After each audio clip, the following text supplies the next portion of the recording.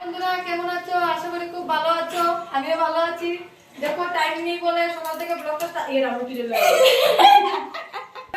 তার জন্যই এই যে চুটিকে তোমাকে মানে দেখাও।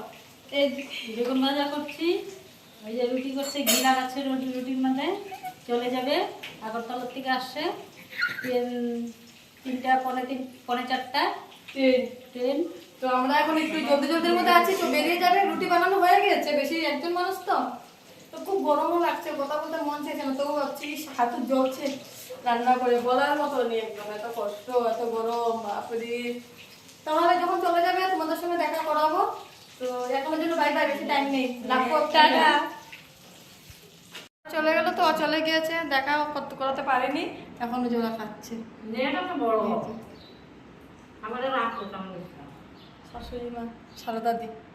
আমরা গরিব মানুষ, দেখো বন্ধুরা, নিচে ভিজে আমরা ঘুমা।